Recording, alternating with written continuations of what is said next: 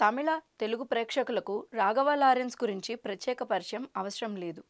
చిరంజీవి నటించిన 'ముఠా మేస్త్రి' టైటిల్ సాంగ్లో గ్రూప్ డాన్సర్గా కనిపించిన లారెన్స్ ఆ తర్వాత కొరియోగ్రాఫర్గా గుర్తింపు తెచ్చుకున్నాడు.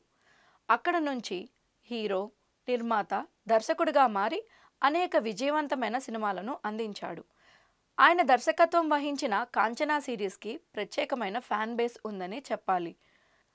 సినిమా ద్వారా వచ్చిన ఆదాయాన్ని సేవా కార్యక్రమాలకు వినియోగిస్తూ మానవతామూర్తిగా గుర్తింపు తెచ్చుకున్న లారెన్స్ అనాథలు, వెనుకబడిన విద్యార్థులకు సాయం చేస్తుంటాడు.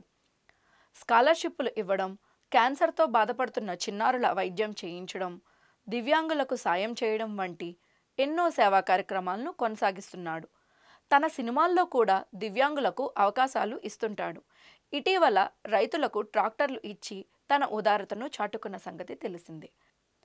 తాజాగా లారెన్స్ సాయంతో శ్వేత అనే దివ్యాంగురాలి జీవితం కొత్త మలుపు తిరిగింది. కటిక పేదరికంలో ఉన్న ఆమె నడవలేక మంచానికే పరిమితమైంది.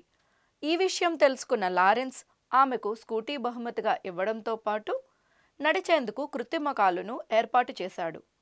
అంతేకాకుండా శ్వేత గుడిసెలో జీవిస్తున్న విషయం తెలిసి ఆమెకు సొంతిల్లు కట్టించాలని నిర్ణయించాడు. ఈ విషయాన్ని లారెన్స్ స్వయంగా ట్వీట్ చేయడంతో నెటిజన్లు ఆయన దాతృత్వాన్ని కొనియాడుతున్నారు.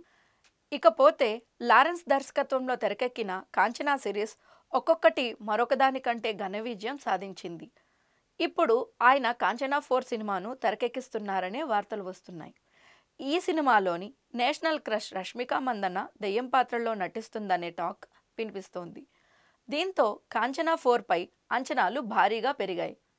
మొత్తం మీద ఒకవైపు సినిమాలతో, మరోవైపు సేవా కార్యక్రమాలతో రాఘవ లారెన్స్ బిజీగా, అదే సమయంలో అందరికీ ఆదర్శంగా నిలుస్తున్నాడు.